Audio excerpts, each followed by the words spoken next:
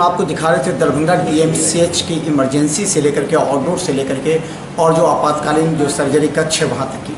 क्या डीएमसीएच के नए अधीक्षक रूप में डॉक्टर आर प्रसाद के आने के बाद से क्या बदली है परिस्थिति? वो दरभंगा डीएमसीएच की व्यवस्था इतनी चरमरा गई थी कि हजारों मरीज की न सिर्फ भावना बल्कि उन्हें कुछ लोगों के द्वारा लूट लिया जाता था। जांच के नाम पर तो कभी ऑपरेशन के नाम पर तो कभी एक्सरे अल्ट्रासाउंड के नाम पर। आखिर इन हजारों मरीज की भावनाओं पर किस तरह दरभंगा के नए डीएमसीएच अधीक्षक डॉक्टर आर प्रसाद खरे उतर रहे हैं। लगातार मिथिला मंच न्यूज का ऑपरेशन जारी है। आपको साफ नजर आया होगा, शौचालय में नल लगाए गए हैं, बेड की चादर बदले जा रहे हैं, लेकिन कई ऐसी समस्या हैं जिस पर गंभीरतापूर्वक विचार करने की आवश्यकता भी है। आपकी नज़र में जो आप उसके बाद से क्या क्या आपके कदम हुए हैं और आपने देखा है उसको? हमने पहले इमरजेंसी को लिया और इमरजेंसी में डॉक्टरों की उपस्थिति सुनिश्चित किया और वहाँ पर उनकी भी जो समस्याएं हैं उनको भी मैंने दूर करने की कोशिश किया है और कुछ अभी बाकी है जो करना है। वहाँ पर रिससिटेशन रूम नहीं था, जो आते हैं कभी कभी वहीं पर अगर उनके साथ उनको फिर से पुनर्जीवित करने की कोशिश की जाए, कभी सांस बंद हो जाता है, कभी धड़कन बंद हो जाती है, उस स्थिति में उनके साथ तुरंत मशक्क़त किया जाए, रिससिटेट किया जाए उनको, तो वो जीवित हो सकते हैं। तो इसके लिए हमने वहाँ एक रिससिटेशन रूम बनाने का सब कुछ प्रस्तुत कर दिया है। मैं समझता हूँ 2 से 3 दिन में वो रिससिटेशन रूम भी चालू हो जाएगा। अब रही दूसरी बात कि एक्सरे वहाँ पर 2 था, एक तो ख़राब है, एक नया एक्सरे लगा है, लेकिन वो लेवल नीचे होने के कारण जल जमाव से कुछ ख़राब हो चुका है। उसे सर्किट ठीक करा के 2 से 3 दिनों में मैं उसे भी ठीक कराऊंगा ताकि वहाँ पर एक्सरे हो सके। मैं वहाँ पर एक पैथोलॉजी का भी सेंटर शुरू कर रहा हूँ, पहले था अब नहीं कार्य करा, उसे भी सुनिश्चित कर रहा हूँ। और उसकी जो शौचालय की व्यवस्था थी वो भी खराब है, उसके लिए मैंने नगर आयुक्त को लिखा है और व्यक्तिगत संबंध बनाते हुए महापौर से मैंने उनसे भी एक प्रतिलिपि दी है और रिक्वेस्ट किया है कि उनको यथाशीघ्र उस टैंक को साफ़ कर दिया जाए, उसका ड्रेनेज सिस्टम ठीक कर दिया जाए ताकि डॉक्टरों को चार लोगों को में इस वक्त से फ्रेश होने में कोई समस्या नहीं हो। अब उसके बाद वहाँ से निकलते हैं तो आउटडोर में जाते हैं, तो आउटडोर में बहुत जगह बहुत गंदगी थी, उसको मैंने साफ़ कराया और कहीं पर पुरुष और महिलाओं को अलग अलग देखने की आवश्यकता थी तो वो कुछ कर्टेन नहीं था, अलग रूम नहीं था, मैंने पार्टीशन करवाया है सभी वार्ड में ताकि महिलाओं को अलग और पुरुषों को अलग देखा जा सके और डॉक्टरों की उपस्थिति निश्चित किया जाए। एक कई बात जो सामने है वो है, सबसे पहले अगर गंभीरता तो देखा जाए तो जो जूनियर डॉक्टर्स हैं, रेजिडेंट डॉक्टर्स हैं, उन लोगों की एक बार बैठक आपके साथ होनी चाहिए पर्सनली ताकि वो लोग अपनी जो समस्या है वो आपको रख सके। कोई बहुत सी ऐसी समस्या है जो आपके साथ बैठने से ही समाधान हो सकती है। उन लोगों ने कहा कि अगर अधीक्षक साहब चाहेंगे तो हम लोग बैठ करके उनके लिए एक समय दे दें तो हम आकर के अपनी समस्या पर रख सकते हैं। हाँ, बिल्कुल सही कहा। अभी तक तो हमने HODs की मीटिंग की, 3rd ग्रेड एम्प्लॉयज़ की मीटिंग की, 4th ग्रेड के साथ मीटिंग की, परिचारिकाओं और हेल्थ मैनेजर के साथ बातचीत की, जूनियर डॉक्टरों से भी बातचीत की है। अब रह गया सीनियर डॉक्टर, सीनियर रेसिडेंट, उनसे मेरी बात नहीं हुई है। आपने सभी सही कहा, अभी मैं उनसे एक मीटिंग रखूँगा 2 से 3 दिनों के अंदर में और उनकी समस्याओं को जानने की कोशिश करूँगा और उन्हें जो समस्याएं आ रही है उसको भी दूर करने की कोशिश करूँगा। इसी बीच में मैंने गायनी विभाग को भी देखा है। गायनी विभाग में भी जो वहाँ OT के जाने के पहले जो चप्पल रहते जो नहीं रहता था उसको हमने वहाँ उपलब्ध कराया। जो टूटे फूटे AC खराब था उसको मैंने त्वरित गति से 3 दिनों के अंदर ठीक कराया। नए AC का भी डिमांड है जिसके लिए हमने टेंडर किया है, वो AC आते ही शायद मुझे है कि 2-3 दिनों में आ जाएगा। मैं वैसे जगह पर जहाँ पर AC की सख्त ज़रूरत है वहाँ पर मैं AC होने लगाऊंगा। चापाकल की स्थिति बहुत ख़राब थी वहाँ पर, मैंने 4 चापाकल को अपने व्यक्तिगत लेवल से मिस्त्री को ला करके और उसे ठीक करा दिया और बाकी हमने एक लिस्ट बनाया है जहाँ जहाँ हम कर सकते हैं। हम एक और पत्र लिखा है कि जैसे कि अभी पानी का समय है, किसी भी दिन अगर तेज़ बारिश हो जाए रात भर तो पूरा जल जमाव से COT OT जितना भी वार्ड है उसे पानी चला जाएगा और चला जाने के बाद सब काम बाधित हो जाएगा, बहुत बिजली सर्किट सब खत्म हो जाएगा। उसके बाद अगर मोटर से नाला निकाला ही जाए 2-3 दिनों के बाद तो कुछ बचता नहीं है। मैंने आज ही कल जो नालंदा मेडिकल कॉलेज की स्थिति देखी, मेरे दिमाग में उसी समय कौंध रहा था कि कितना जल्दी और कितना शीघ्र इसकी व्यवस्था यहाँ कर दिया जाए, ताकि जल जमाव को हटाया जाए, जहाँ पानी हटाया जाए, नाले को साफ कराया जाए और मोटर की व्यवस्था की जाए, जिससे कि वहाँ जाते ही पानी को खींच करके फेंक दिया जाए। तो इससे निजात पाया जाए, क्योंकि जो कल की स्थिति हमने नालंदा मेडिकल कॉलेज में देखी है, बहुत ही भयावह स्थिति थी।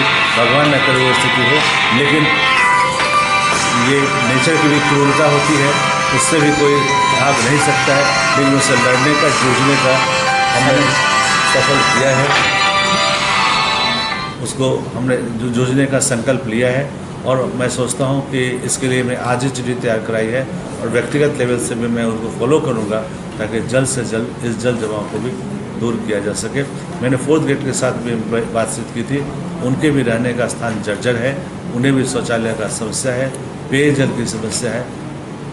मैंने PWD, PHED उन सबों को लिखा है कि या तो मरम्मत कीजिए या तो नवनिर्माण कीजिए, ताकि जो मेहनत करके यहाँ काम करते हैं उनके रहने की स्थिति अगर ठीक नहीं होगी, परिचारिकाओं के रहने की स्थिति ठीक नहीं होगी, तो अपने योग्यता का 100% यहाँ कार्यस्थल पर नहीं दे सकेंगे। तो हमें सभी लेवल पर, इसलिए नहीं कि सिर्फ डॉक्टर, मरीज यही दो नहीं है, यहाँ काम करने में 4th ग्रेड, 3rd ग्रेड और परिचारिकाएँ सब लोग काम करते हैं। उन लोगों का रहने का स्तर भी ठीक किया जा सके। उन लोगों की संख्या बहुत कम है, उस सभी संख्याओं को, रिक्त संख्याओं को भरा जाए, इसके लिए हम लोग काफ़ी कार्य कर रहे हैं। रोस्टर क्लियरेंस के लिए हम लोग ने भेज दिया है, जिससे कि अपॉइंटमेंट भी हो और सभी लोगों की रहने का स्तर ठीक हो, ताकि वो कार्यस्थल पर भी अच्छे से काम कर सके और लोगों को लाभ पहुंचा सके। तो हम लगातार दिखा रहे हैं दरभंगा DMCH की किस तरह तस्वीर बदल रही है, और हमारा यह कार्यक्रम 1 सप्ताह तक दरभंगा DMCH के हर छोटी छोटी बातों को भी हम सामने लाएंगे। अगर कोई कमी है तो उसे भी दूर करने का प्रयास करेंगे। सवाल ये है, 8 बजे OPD खुलता है, कई डॉक्टर 9 बजे आते हैं, वो भी हमने दिखाया, लेकिन हम चाहते हैं कि समय पर सभी डॉक्टर आए, क्योंकि 8 बजे के बाद जो 2 घंटे का समय होता है उसमें मरीजों की संख्या अत्यधिक बढ़ जाती है और इससे समस्या होती है। इसके अलावा जो एक्सरे हैं, वहाँ पर एक एक्सरे है जिससे 150 पेशेंट की हो पाती है, वो भी नहीं हो पाता। तो जो डिजिटल एक्सरे वो भी ख़राब हैं। तो इस सब के लिए जो मशीन है आपके DMCH में, उसमें कितने सही है, उसको कितनी सुरक्षित करना। और देखिए, मशीन तो सही है, 1-2 तो ख़राब होते ही रहता है, कभी आज ये ख़राब हो गया, कभी वो ख़राब हो गया। तो मेंटेनेंस को हमने जो बहुत दुरुस्त किया है, मेंटेनेंस वालों का हमने क्लास लिया है कि जो आपका काम है उसको सही से कीजिए। आज एक्सरे, क्योंकि एक एक्सरे खराब होता है, दूसरे से तुरंत विस्थापित नहीं किया जा सकता है, लेकिन तब तक तो मरीज की सेवा बाधित हो जाएगी। तो मैंने स्टैंड बाई के लिए बराबर वहाँ पर रखा है, जो भी इसे सप्लाई करते हैं ये स्टैंड बाई करें, AMC CMC जो भी है उसका अनुपालन करें और सख्ती से उसका हमने निर्देश दिया है, वो सब चीज़ व्यवस्था ठीक रहे।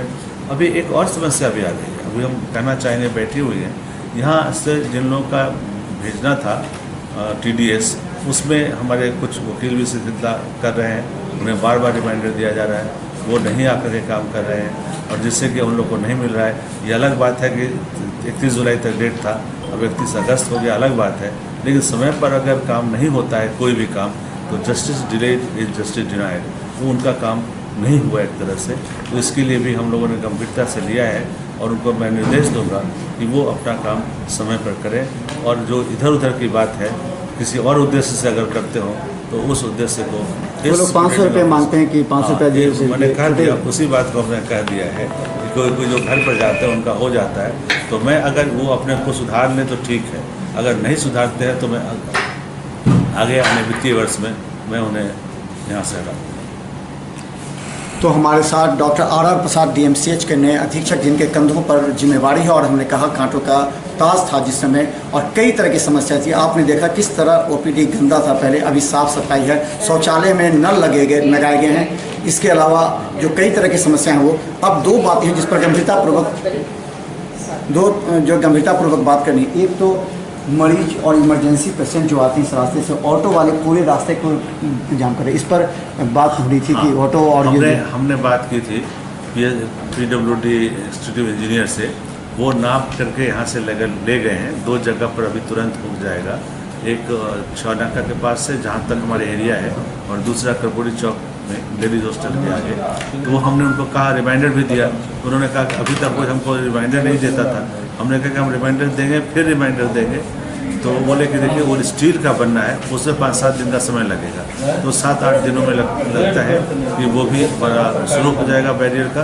और तीसरा बैरियर हमने वहाँ पर भी लगाने का सोचा है जहाँ पर आपका पीडियाट्रिक है, उधर से भी लोग घुसते हैं, वहाँ पर भी एक बैरियर, सिर्फ बैरियर ही नहीं, बैरियर के ऊपर जहाँ पर व्यक्ति बैठेगा उसके लिए भी ऊपर में छतरी लगाने की, जो कि इसका होगा प्लाई का होगा या फिर वो जो आजकल सेट का जो चलता है नीले हरे रंग का, उसको मैं लगाऊंगा ताकि वहाँ पर वो बैठ सके और उस बैरिकेड को सफलतापूर्वक सुचारू रूप से चला सके। और वो जो बड़ी गाड़ियाँ ऑटो बिना मतलब घुसते हैं और मरीज का जो रहेगा उसको पहचान करके उन्हीं का सिर्फ आने दिया जाएगा अंदर।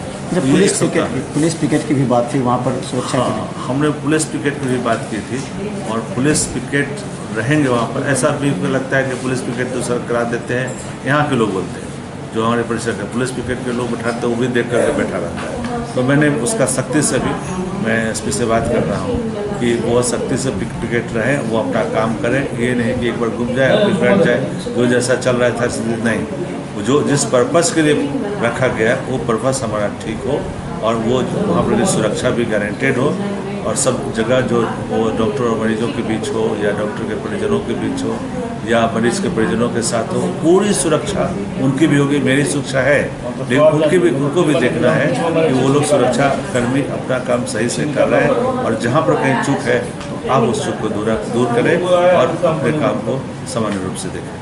धन्यवाद। हमारे साथ डॉक्टर आर प्रसाद थे। खुद एक डॉक्टर होने के नाते ये सबों की समस्या समझ सकते हैं, चाहे डॉक्टर हो, चाहे कर्मचारी हो, चाहे टेक्निकल स्टाफ हो। इसके अलावा साफ सफाई हर जगह पर नहीं। एक सवाल, अंतिम सवाल ये है, कितना तनाव महसूस कर रहे हैं आप एक सप्ताह के अंदर, आप जब से पदभार ग्रहण किए होंगे? तनाव की तो बात ही नहीं है, मैं इसको लिया हूँ एज ए चैलेंज, जो कि जब मेरे आने के पहले ही छप चुका था।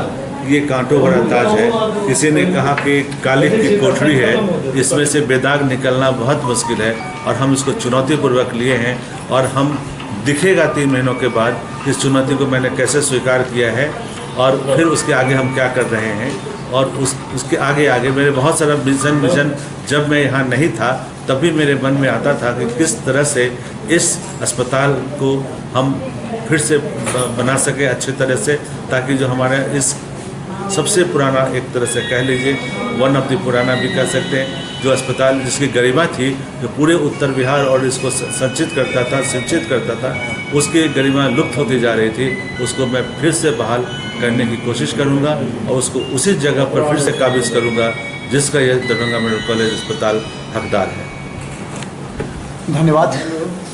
खासकर बता दें, लाखों गरीब मरीजों की आशा की किरण है दरभंगा DMCH, और अगर इसकी यहाँ की परिस्थिति बदलती है तो फेसबुक और व्हाट्सएप, इसके अलावा मिथिला मस्जिद को यूट्यूब पर देखकर लोगों ने कई बार फ़ोन करके कहा कैसे वहाँ की स्थिति सुधरेगी। हम उन लोगों को दिखाना चाहते हैं कि बदल रही है परिस्थिति, हर कमी को हम सामने लाएंगे प्रतिदिन। धन्यवाद।